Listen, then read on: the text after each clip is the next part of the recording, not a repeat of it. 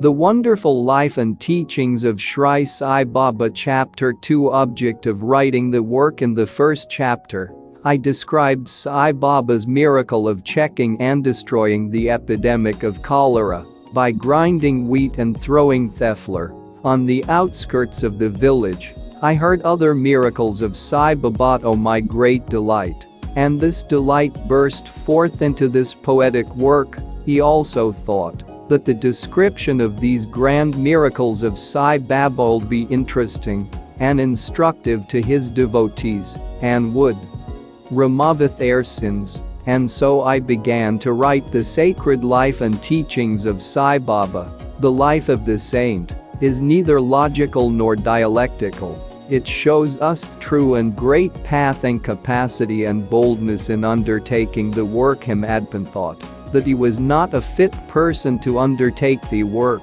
He said, "I do not know the life of my intimate friend, nor do I know my own mind. Then how can I write the life of a saint or describe the nature of incarnations, which even the Vedas were unable to do?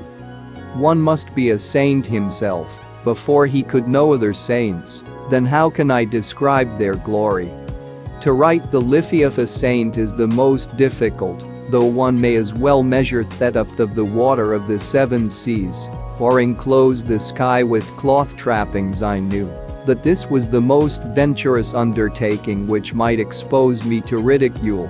I, therefore, invoked Sai Babasgris, the premier poet saint of Maharashtra. Shri Jnaneshwar Maharaj has stated that the Lord loves those who write the lives of saints, and saints also have a peculiar method of their own of getting the service which the devotees long for successfully accomplished. The saints inspire the work. The devotee becomes only an indirect cause or instrument to achieve the end. For instance, in 1700 Shaka year, Thepit Mahapati aspired to write the lives of saints. Saints inspired him and got the work done.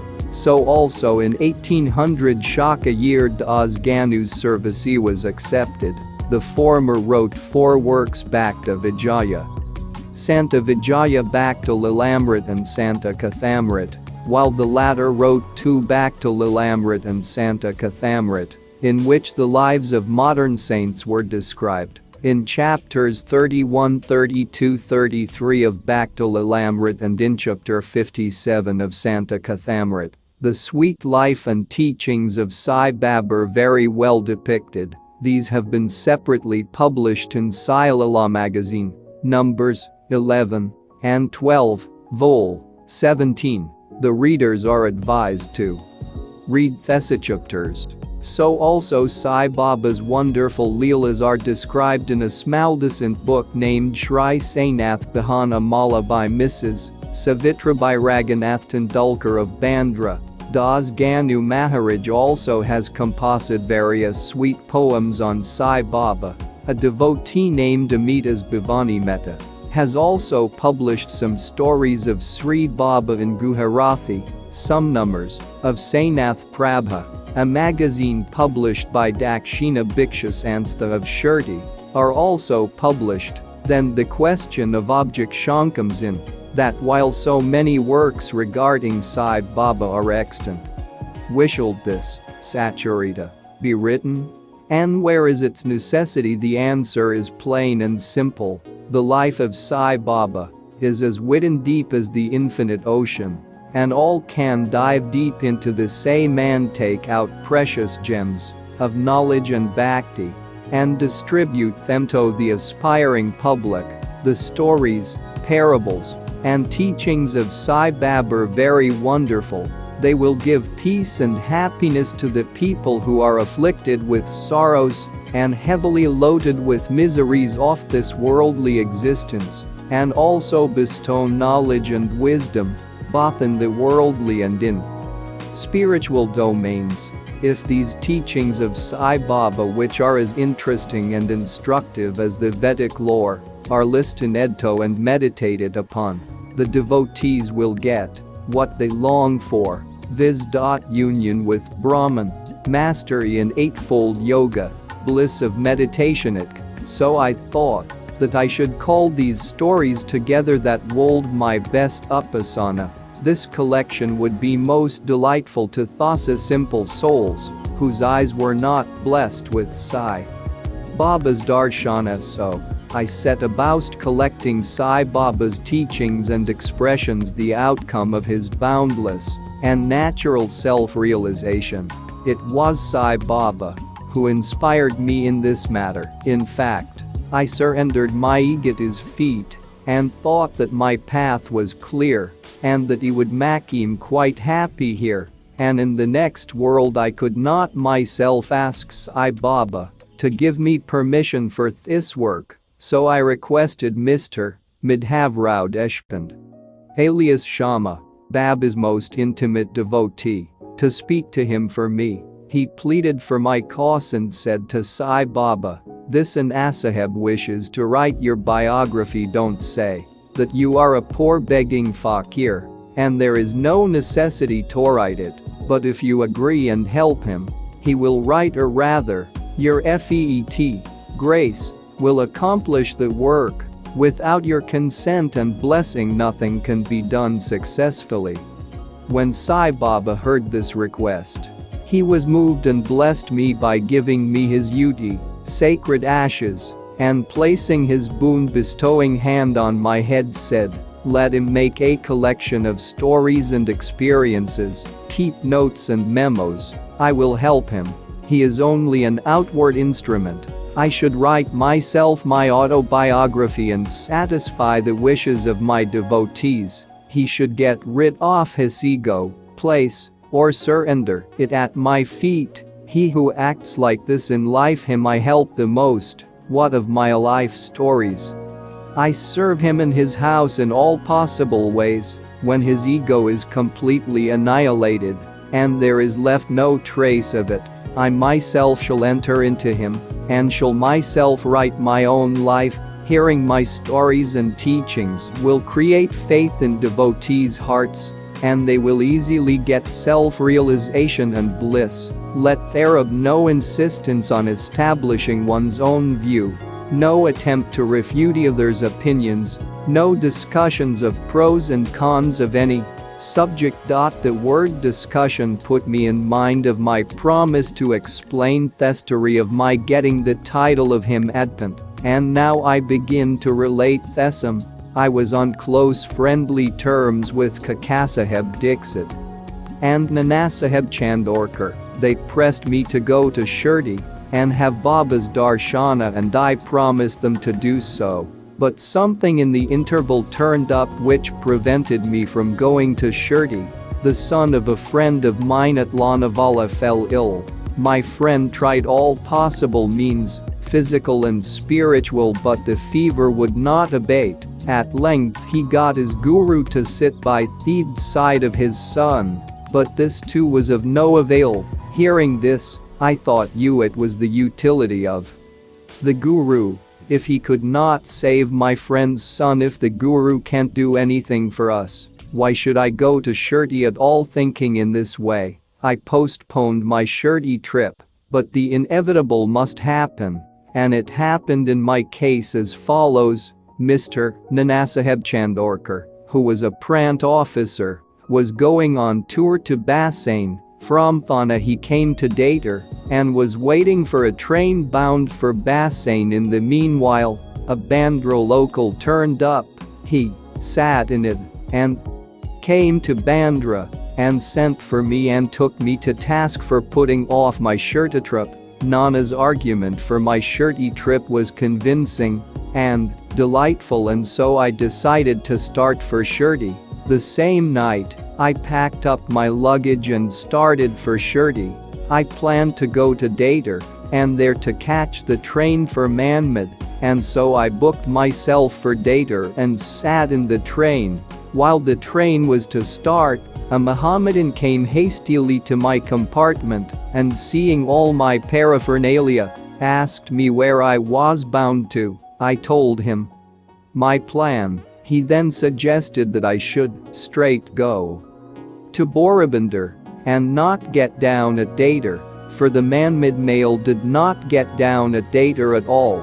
If this little miracle or Leela had not happened, I would not have reached SHRI next day as settled, and many doubts would have assailed me, but that was not to be. As fortune favored me, I reached SHRI the next day before 9 or 10 a.m. Mr. Basaheb Kaka Dixit was waiting for me there. This was in 1910 AD, when there was only one place, viz. Saith's Wada, for lodging pilgrim devotees. After alighting from the Tonga, I was anxious to have darshana.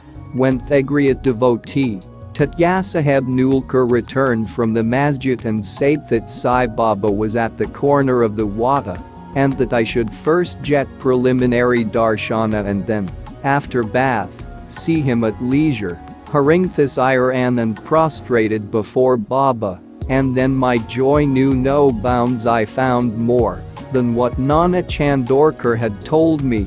All my senses were satisfied, and I forgot thirst and hunger.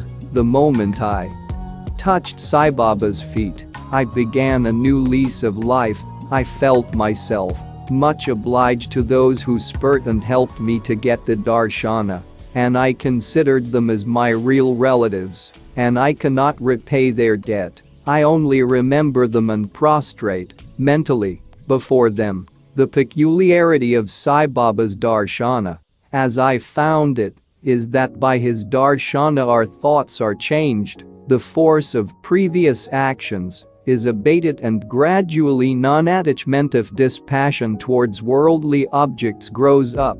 It is by merit of actions in many past births that such darshana is got, and if only you see Sai Baba, really all the world becomes or assumes the form of Sai Baba. Hot discussion on the first day of my arrival in SHRI. There was a discussion between me and Balasaheb Bait regarding the necessity of a guru. I contended, why should we lose our freedom and submit to others when we have to do our duty? Why a guru is necessary? Animus try his best and save himself. What can the guru do to a man who does nothing but sleeps indolently? Thus I pleaded free will, while Mr. Bait took up the other side, viz. destiny, and said, whatever's bound to happen must happen. Even great men have failed. Man proposes one way, but God disposes the other, contrary way. Brush aside your cleverness, pride or egoism won't help you. This discussion with all its pros and cons went on for an hour or so, and as usual no decision was arrived at.